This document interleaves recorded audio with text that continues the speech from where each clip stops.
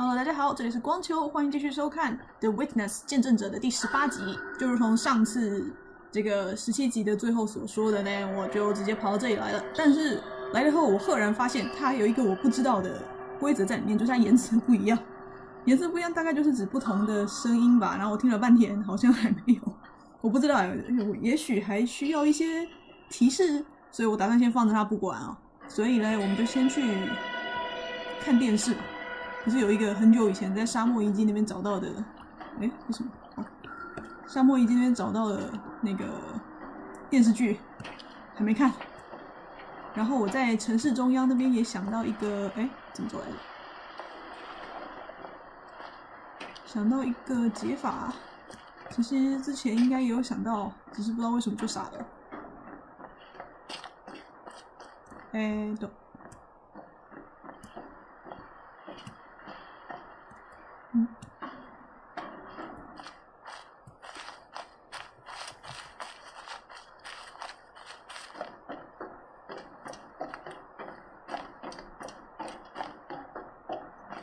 现在到这个，从哪边呢？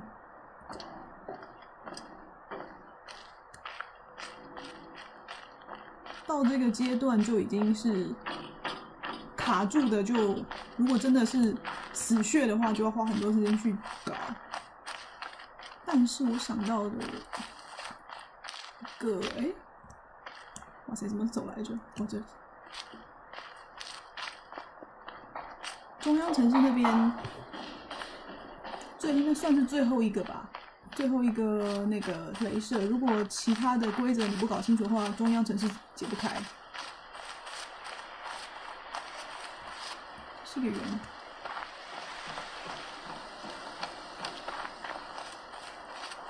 就是这儿。这个我上次我觉得我想的方法是对的，只是我要从这边走，左下到右上，所以是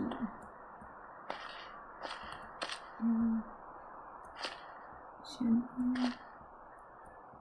左二左二左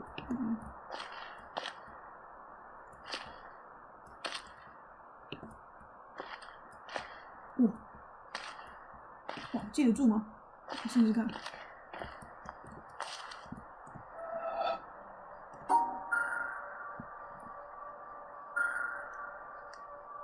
就是这样。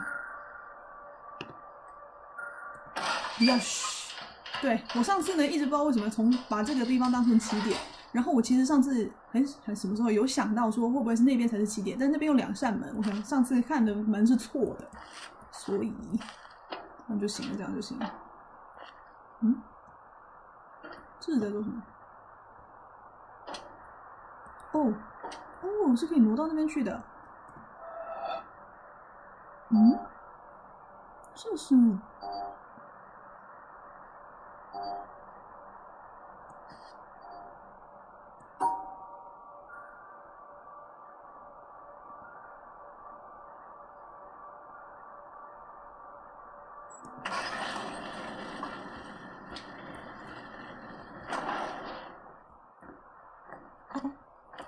这是什么？是哪里的屋顶啊？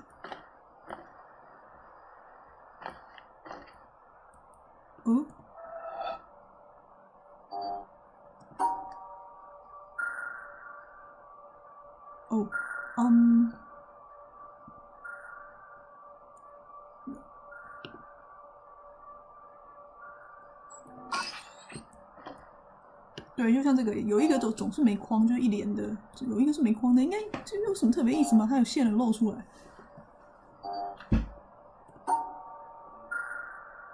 错了。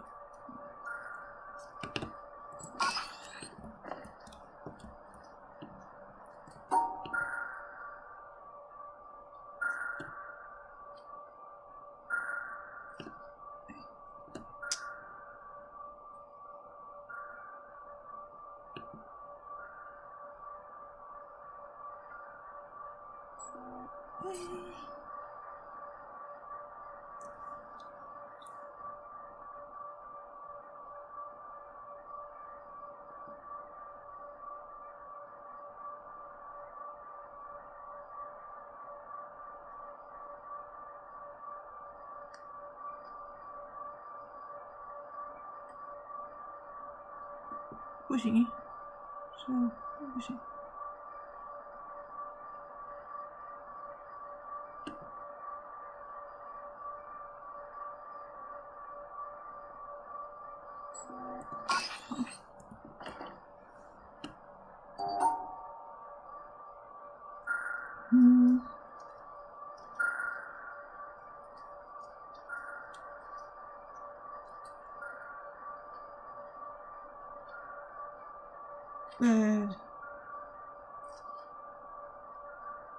不对，这边还有一个点，这边右下有一个点，突然发现，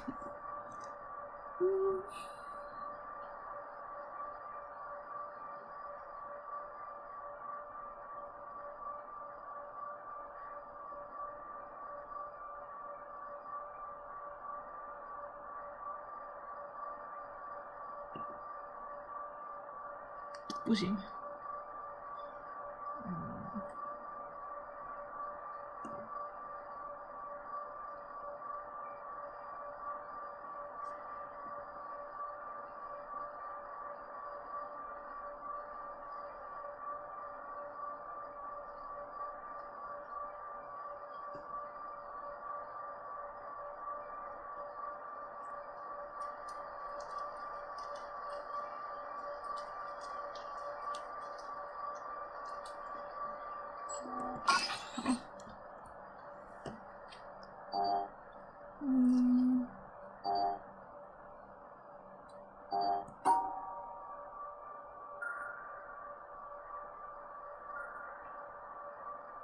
对，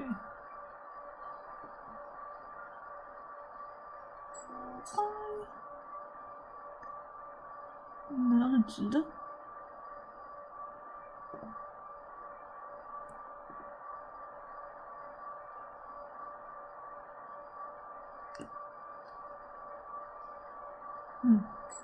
成。哦，开了，好。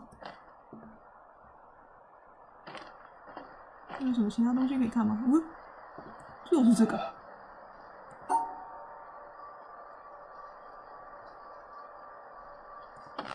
错了。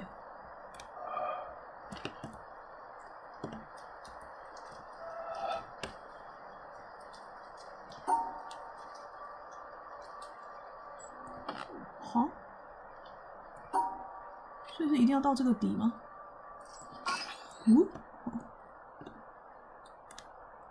顺便看一下有没有什么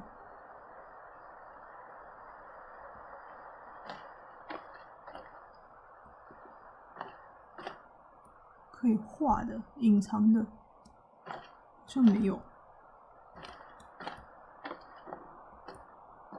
好。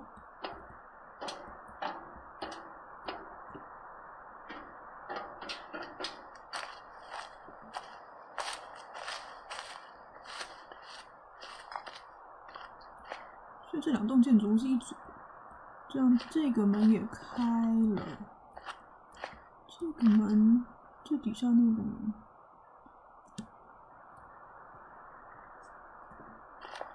是那个，解不开。还有一件事是在哪？这里，这个还有一个，我突然想到，左边这边可以出去嘛？还没有出来过哎。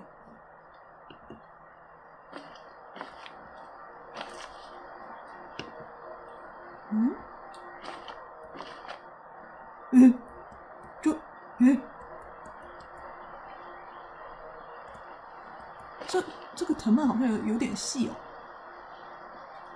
可是而且颜色不一样，中间有一些颜色不一样。可是呢，我要对它吗？好像有点难对，因为我不记得第三个要从哪里开始了，看一下。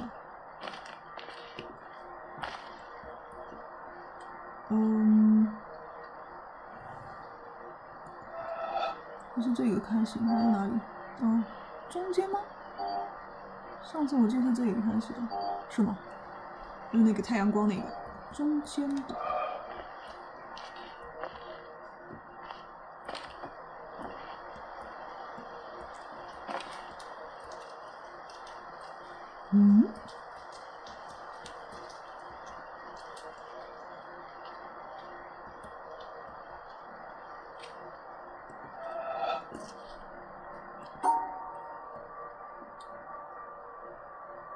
咦，也不对啊。还说，也不对。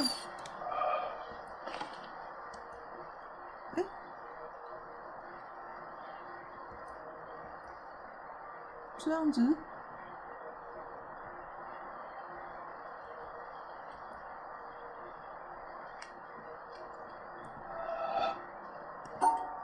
那这样不是有太多路可以走了吗？哦，不对，这个已经过了。是要接到哪？接到上面左边。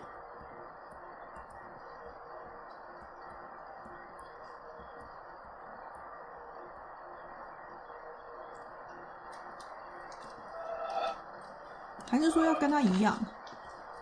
这个没有明显的起点终点。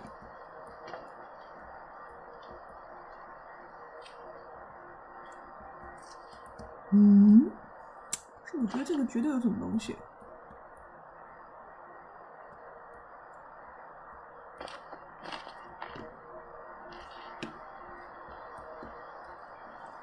对，要到左上，应该是从中间到左上吧。上去看一下。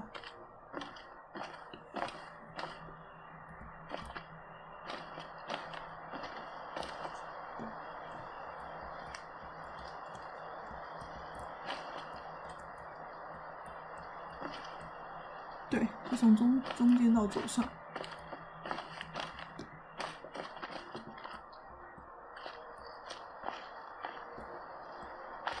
中间到左，还是从这边看？好像也不对，好像有点乱。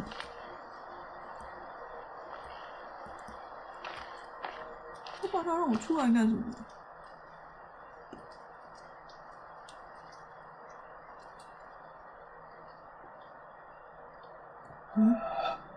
去看那个人。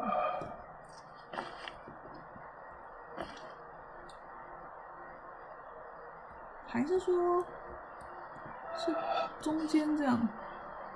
这不对啊！等一下，中间到左上。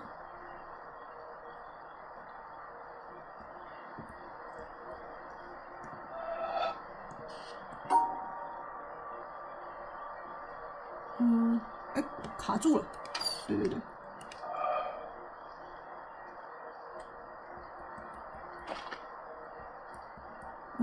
所以是好像有点像中间到左上，一个三角是平的。好，这个好不明显啊。中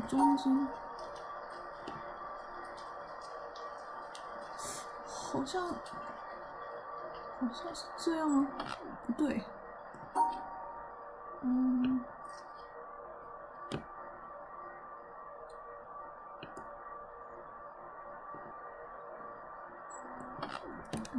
看一下，中间觉得有点像。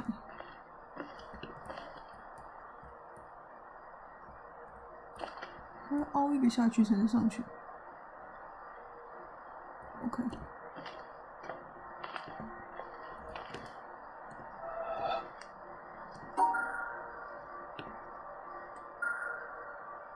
这样，然后凹一个下去上去。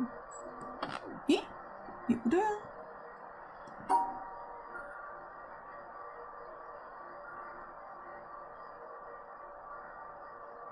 不对，我这少一个东西。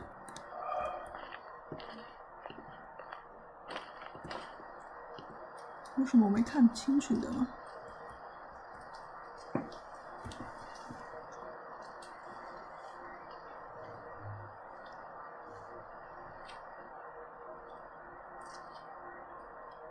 哦，要往外走一格。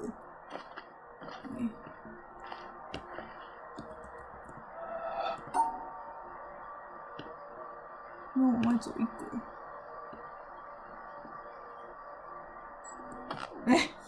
还是不对。往外走。可是往外走还是指这个。我很确定是这样。这样，我刚好下去吗？应该有。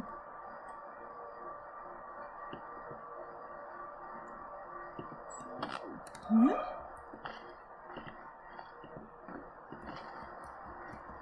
看一下，往外走一格，绕回来，上升2段，下一段。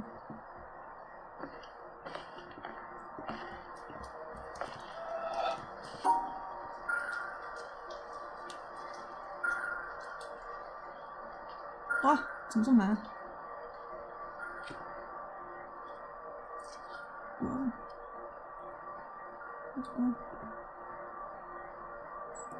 哦 ，OK， 真的耶，这好烦啊！这个之前有出现过吗？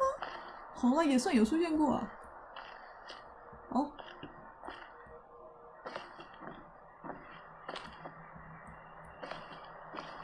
这个要做什么？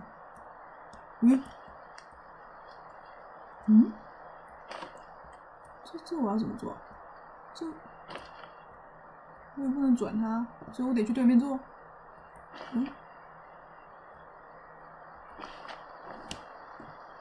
可能得去对面做，要不然我看不见啊。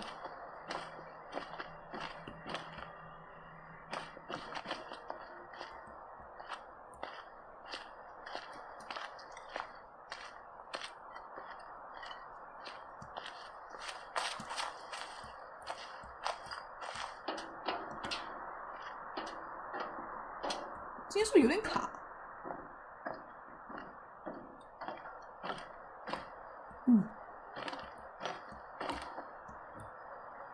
好，还真的。可是，这是什么意思？它是断了。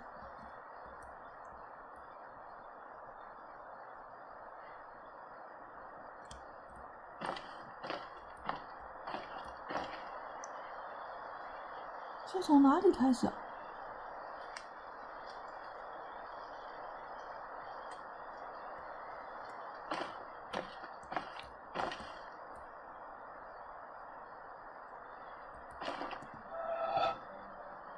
哦，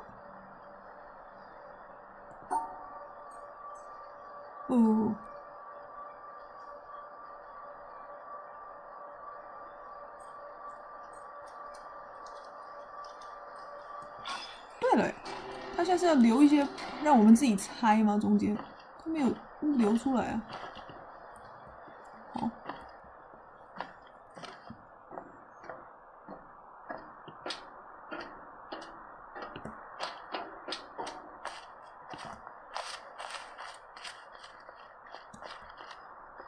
这样，这个还是对这个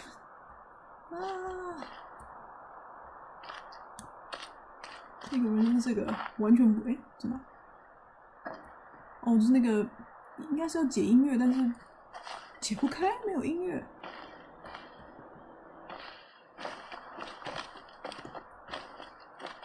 这里没声音啊，还是我听不见？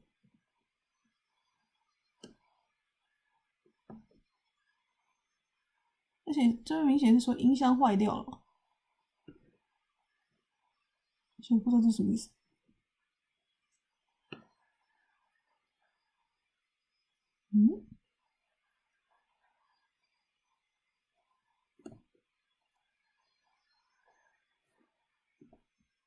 音箱坏掉，所以我要从别的地方去找它吗？可是它理论上它这样放出来就表示一定有解法这要亮了这个楼梯才会下来。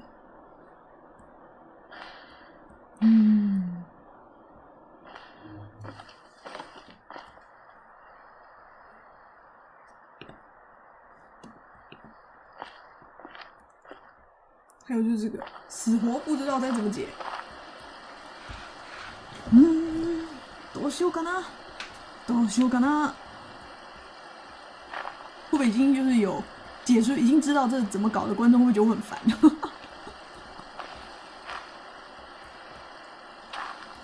可是游戏最好玩的地方就是解开的瞬间呢。这个当初 Jonathan Blow 就作者也是说，他希望能 maximize， 就是你解开这个谜题的成就感。这个嘛，这个嘛，依然是不知道怎么搞啊，这个。哎，这是什么？好吧，那我们先去听看电视。哎，等一下，这是不是有什么意思啊？都有叶子。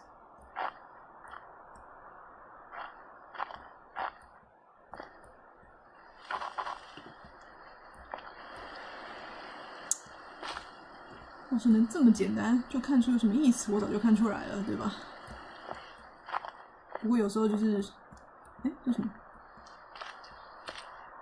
就是明明很简单的东西，当时就是没有发现。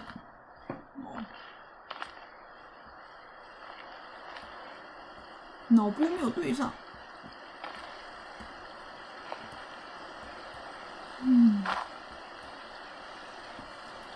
好吧。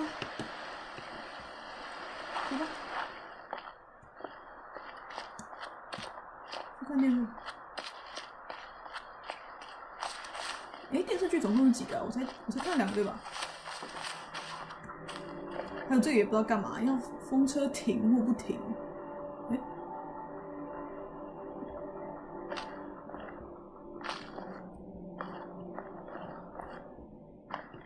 哇，好深！这真的没有别的路了吗？就是没有，我们还有一条路不知道怎么去啊。然后这每次都黑到我不知道往哪走。哦，这。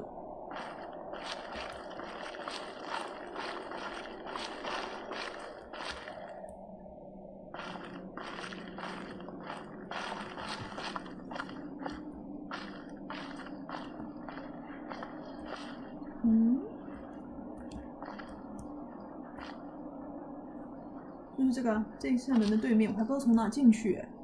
我本来以为在沙漠遗迹那里，但好像明显的不是。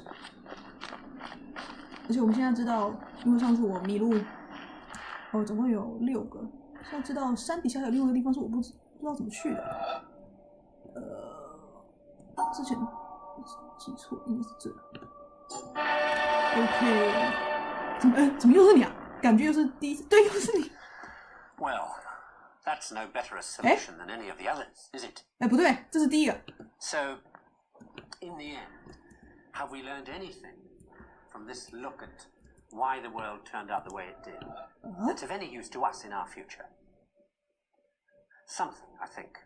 我记错了吗？ That the key to why things change is the key to everything.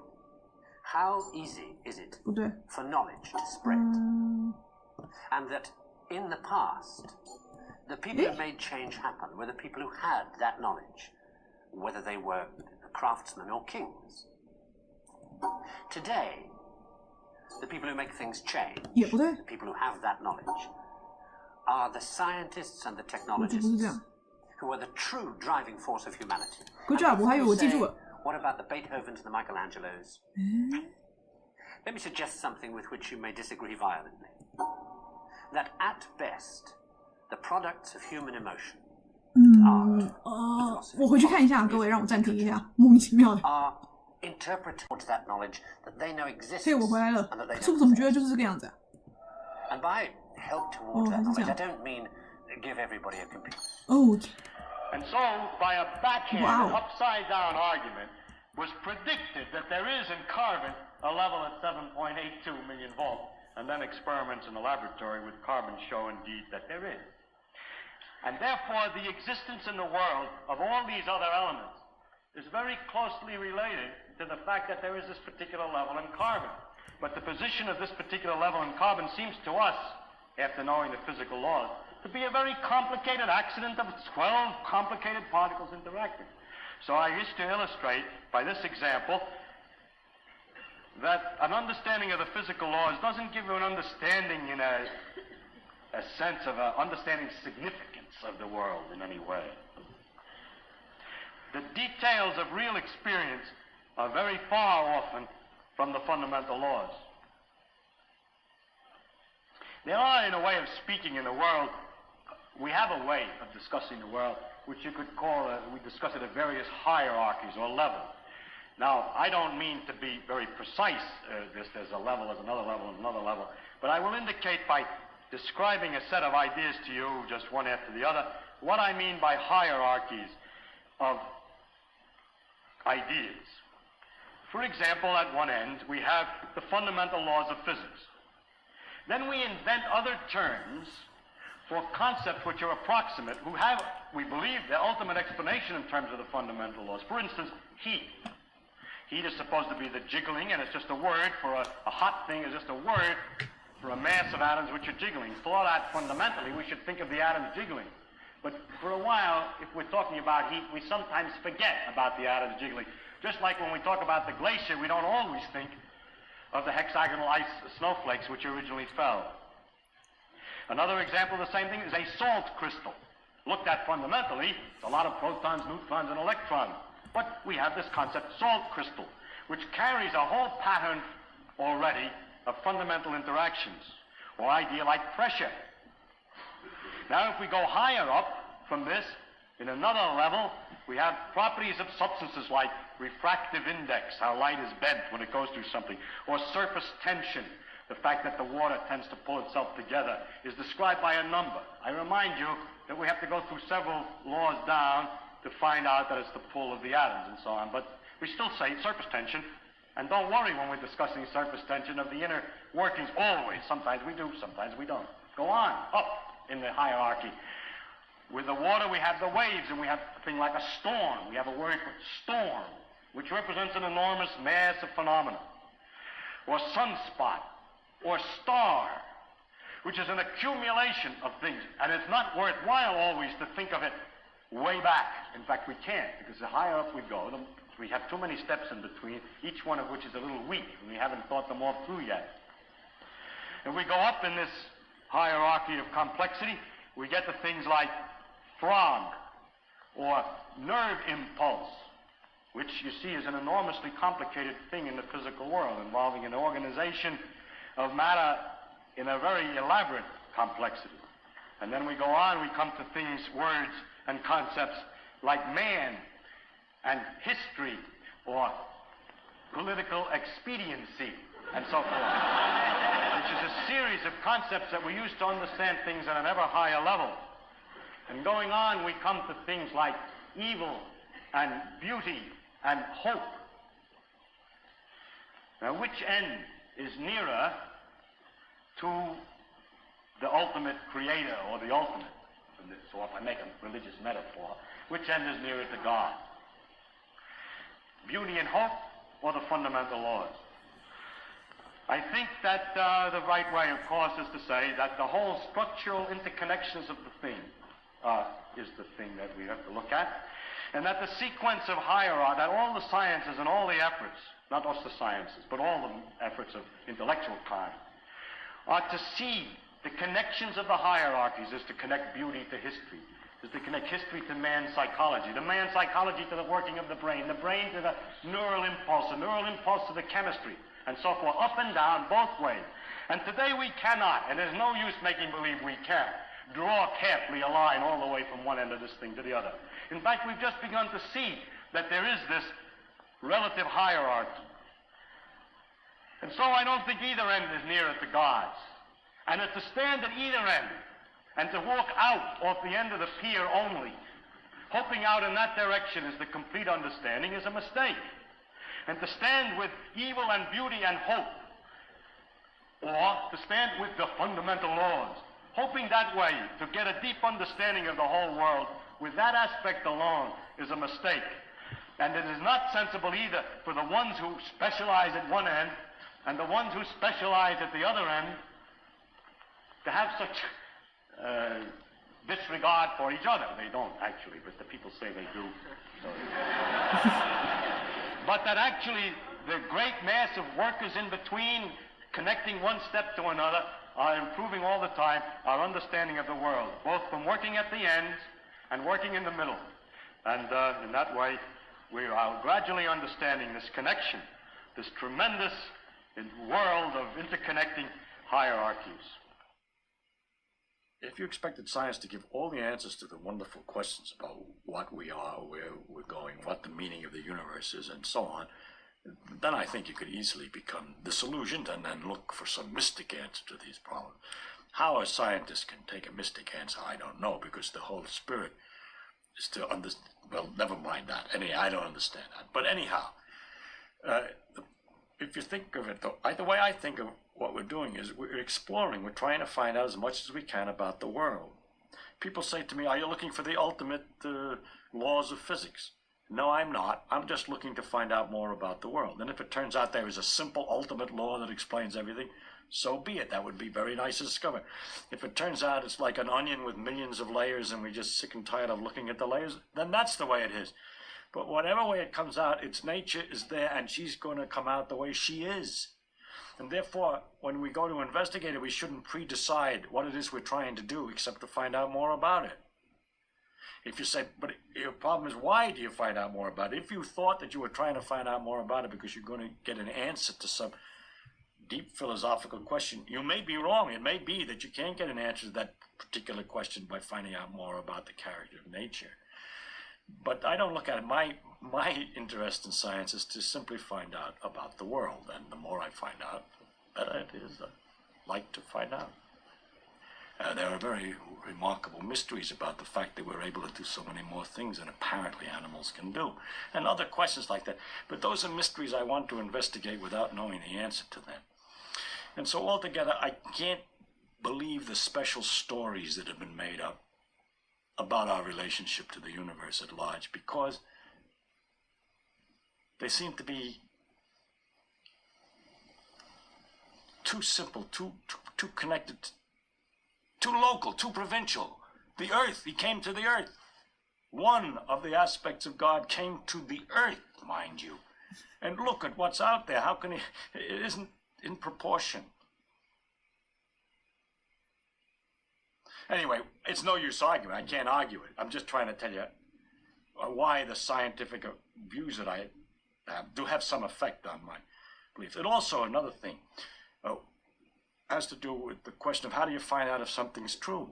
And if you have all these theories of the different religions, have all different theories about the thing, then you begin to wonder. Once you start doubting, just like you're supposed to doubt, you ask me, is the science true? We say, no, we don't know what's true. We're trying to find out. Everything is possibly wrong.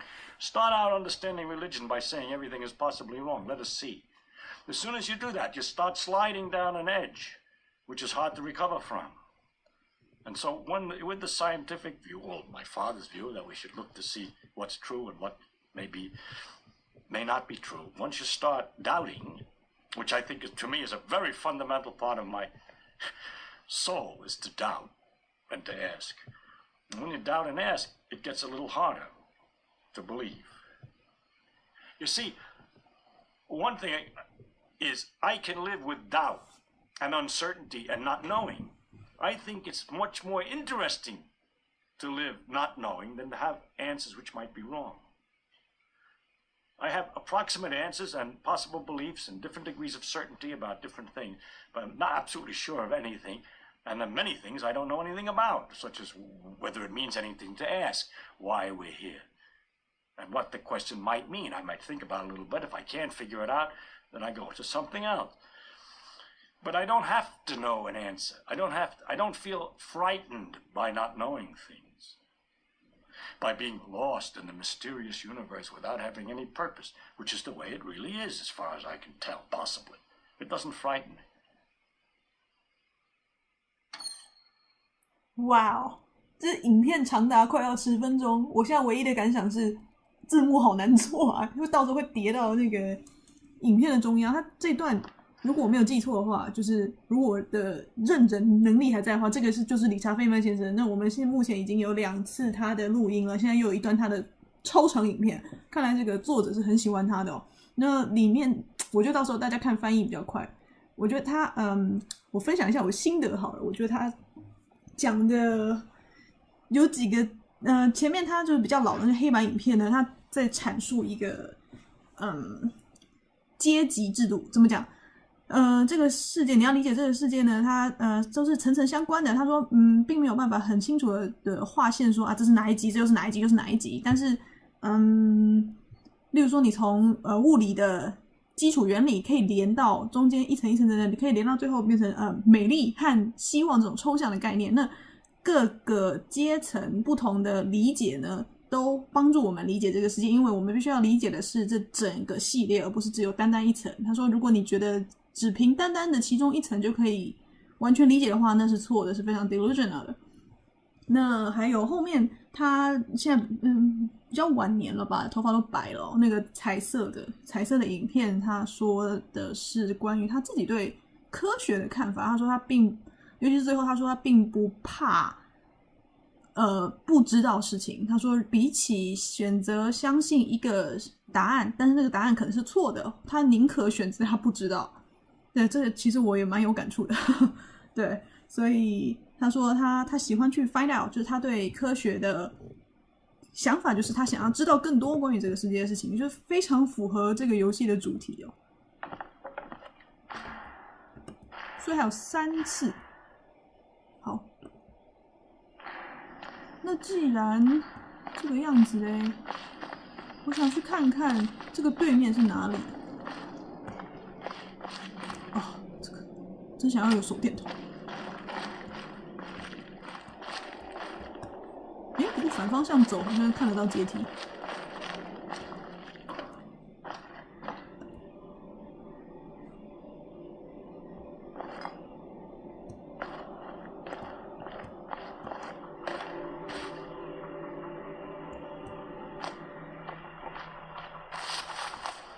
因为我们知道那个这个应该就是刚才那个，是吗？我不是很确定，好像不是。它应该有通，我以为这边是刚才那个剧院，所以那个出口在那边嘛，所以如果画一条直线的话，应该是往这边走，应该会看到。这树林我有进来过吗？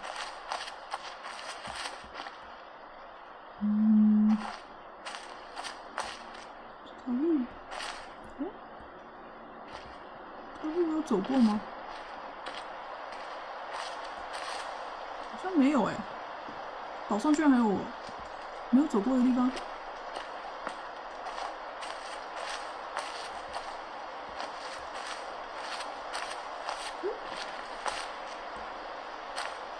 是哪？是？那这不就是会到观景台？What？ 这是狗狗？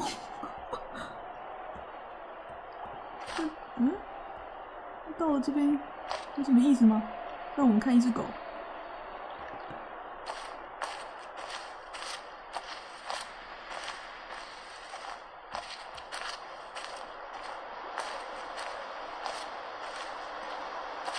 好像出来了。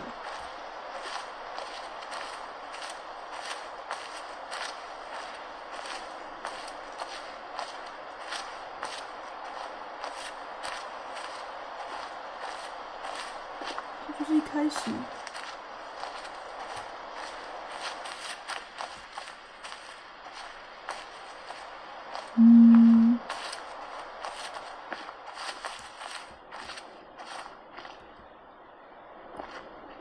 还有我不知道怎么去的地方嘞。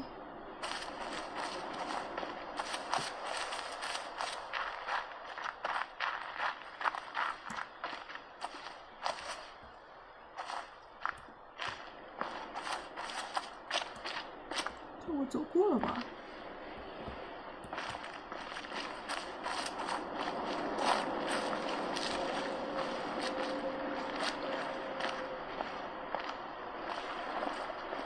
又回来看这边了，好像还是没有什么差别。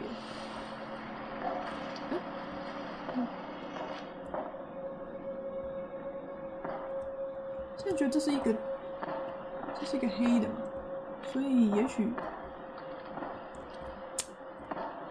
不行，不行。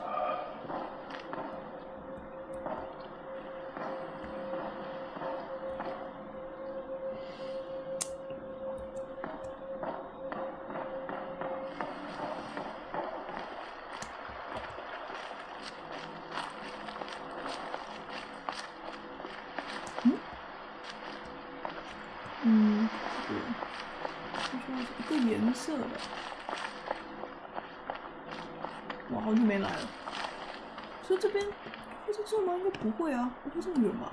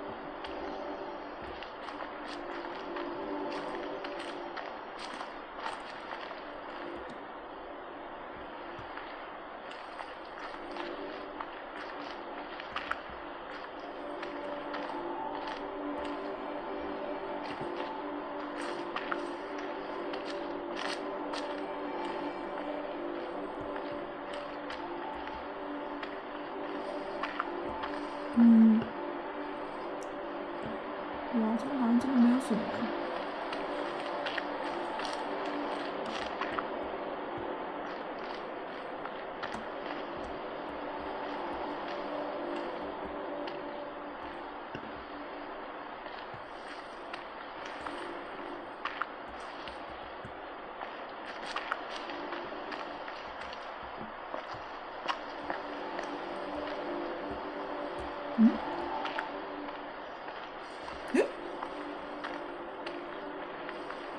我没来过吧？然后这边可以干嘛？哦，来，这集的字幕量好大啊。One nature, perfect and pervading, circulates in all natures. One reality, all comprehensive, contains within itself all realities. The one moon reflects itself wherever there is a sheet of water, and all the moons and the waters are embraced within the one moon. The absolute of all the Buddhas enters into my own being, and my own being is found in union with theirs. The inner light is beyond praise and blame. Like space, it knows no boundaries. Yet it is even here, within us, ever retaining its serenity and fullness. It is only when you hunt for it that you lose it. You cannot take hold of it, but equally you cannot get rid of it. And while you can do neither, it goes on its own way. You remain silent, and it speaks. You speak, and it is dumb. The great gate of charity is wide open, with no obstacles before it.永嘉大师 circa 700. 哇，这是谁啊？这很明显是东方的永嘉大师，不知道是什么哎。而且我刚那段其实我没有听得很懂，他说一个 nature， 一个在所有的自然现象里面都存在着一个共通的道理，这种感觉嘛。他说就像所有在水，就是月亮在水里的倒影都来自同一个月亮，这种感觉。我其实没有很懂他要说什么。他说 inner light， 你内在的光芒，当你去追求它的时候，它就会，你反而得不到它。这个我也没有很懂哎。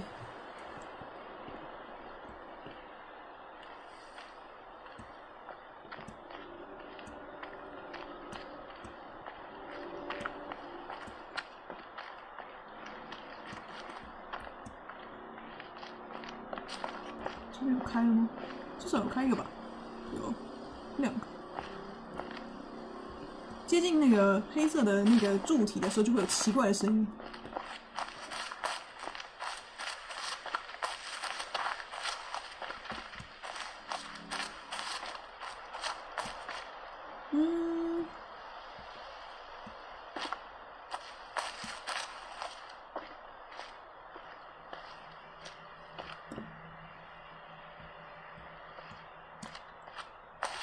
应该要有地方能够下去啊，难不成？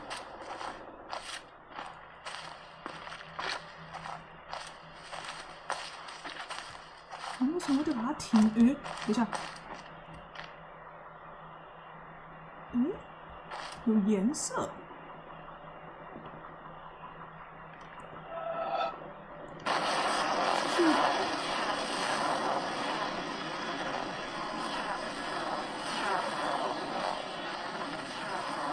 所以这个。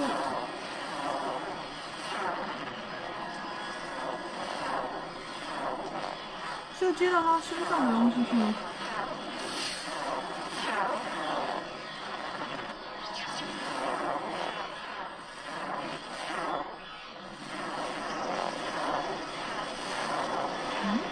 中间的接不到，对，这个。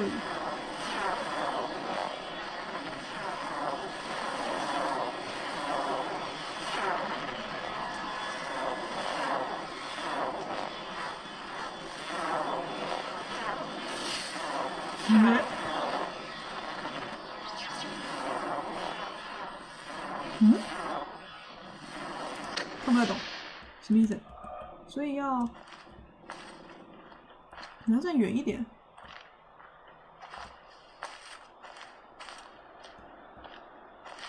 旁边也有哎。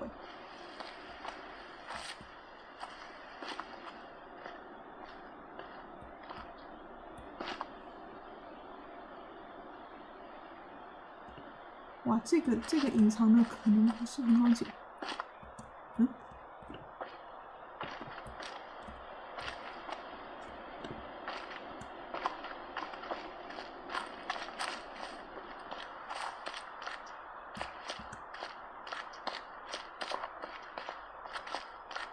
这理论上另外一边应该有录进去啊。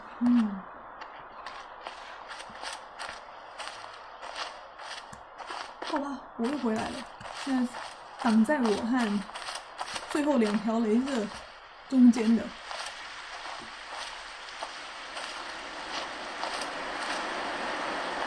就是这个规则。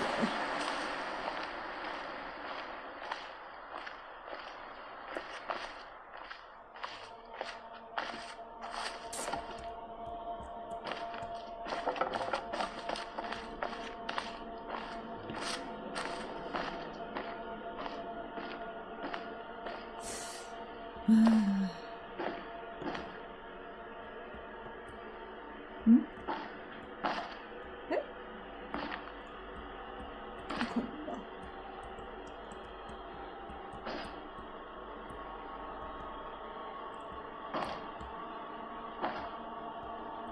对啊，这就不能连上去又怎样？我是说，我看到这个颜色一样，这个跟这个颜色一样。好吧，过不去。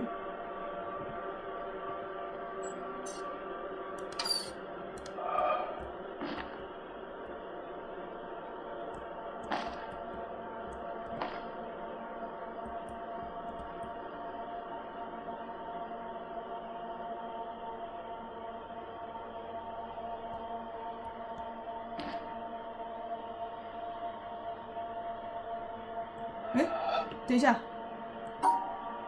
这样不就好了吗？我的妈！我的妈！啊，发生什么事？等一下，这个我之前是为什么解不开？我不懂。哦，哥，我现在非常想要昏倒，这什么情况？等一下，为什么会在这棵树上卡这么久？我不懂。哦，因为我之前直接去想要解外面了。这个到底？好吧。好吧，好吧，然后呢？可是你看这个要我干嘛？我外面还是不知道该怎么解啊。开了，什么意思啊？你要我干嘛？你的意思是四面都要解开？好。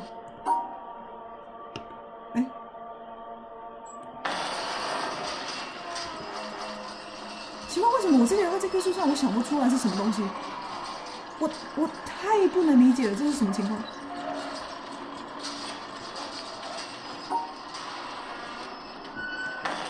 来，都开。哦，一次只能开一面哦。我现在是开了哪一面？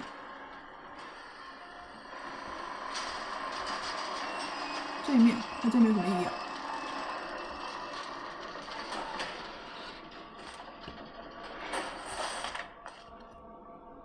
啊，这面好像是最不需要开的，是吗？我先把右边那个开了吧。右边要开是要看这一面吗？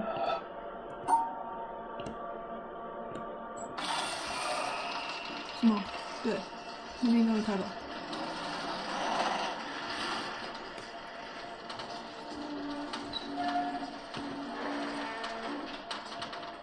我的妈呀！我想死的心都有了，各位！哇，一棵树好漂亮。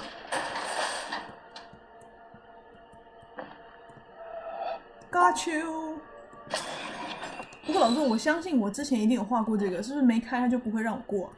没开就是没有真的把这个打开就不会让我过。我觉得我之前我试了过无数种变化，因为就只有9宫格，我想说硬是给它试出来，然而没有用。我花了好多时间啊！哇，好漂亮啊，树。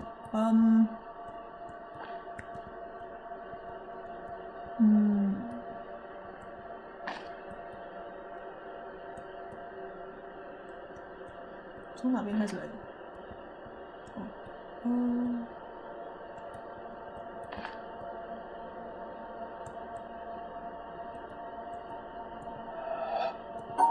得找地方去对它。哎，是错的哎。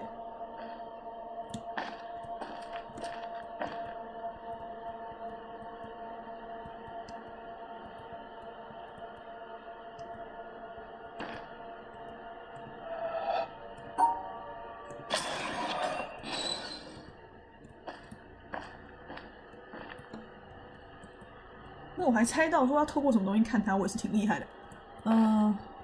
这是什么？是这个吗？可这刚才不是这个吗？哦，它断了，所以不对啊。难道是这边？感觉不对。这个断了是接到 OK。大家看到吗？这边有这个断的要接到这里，我猜，可是这样还过得去吗？对啊，这样过不去啊。所以不是你。哎，可是这个是圆球在这没错。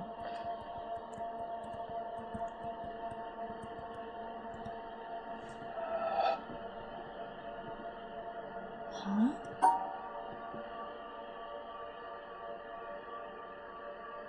什么意思？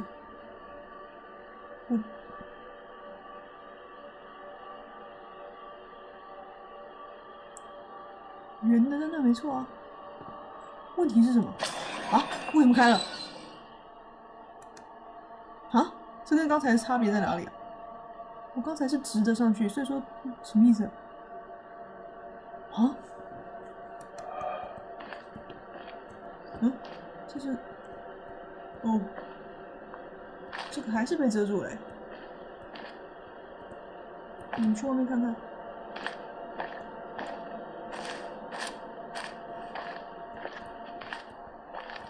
好漂亮啊 ！OK。哎，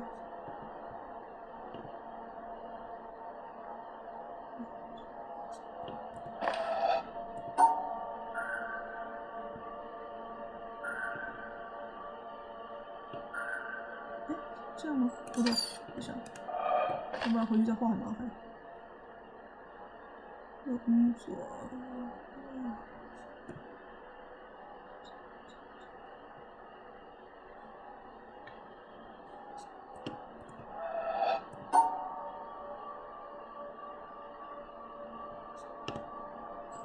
好。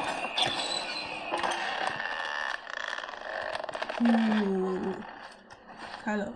哎，等一下，所以它开其他地方的意义是什么？我好想知道。哦，对对对，还有你哦。啊，可是这样怎么开啊？哦，好，那我们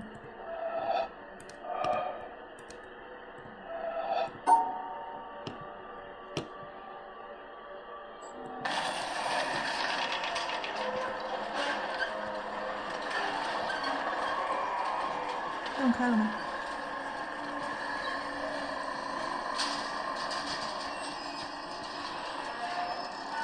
看前面有没有？这个是要干嘛？这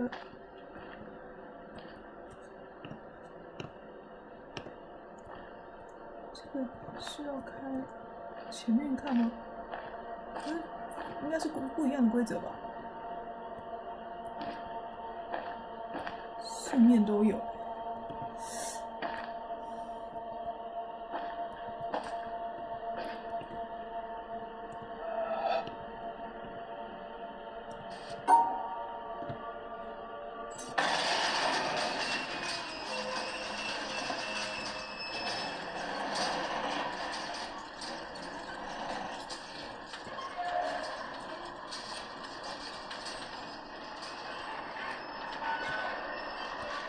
哦，不是，是这个，这个吧？是要根据这个叶子吧？要怎么根据啊？哦，不是叶子，是树枝，是树枝吧？看起来像是。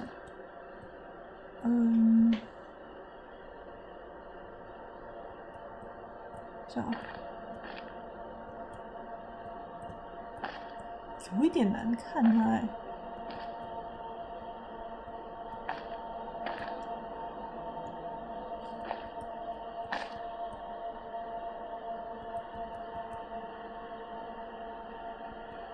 左下到右，右下到左上。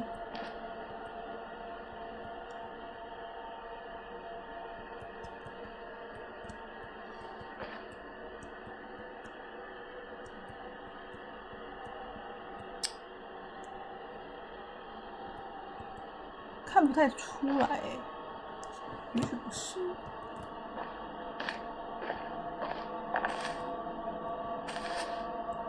但是，没有，应该是我想多了。我有看到什么 pattern？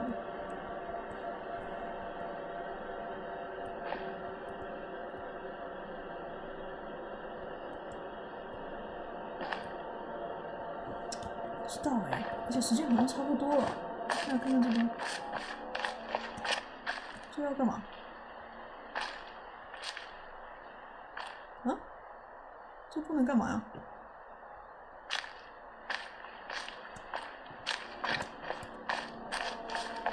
好吧，那我们这集先在这边结束吧。这个突破性，突破的让我非常的汗颜。这之前怎么会没有想到呢？这好吧，那大家就笑笑。然后我们下次来看看能不能把这条雷射也解开，然后这样就能解开12条，我们就可以去搭电梯了。所以我还是很想知道剩下3个电视剧在哪了。好吧，那这一集先在这边结束吧。谢谢大家收看《The Witness 见证者》的第18集，我是光球，我们下次再见。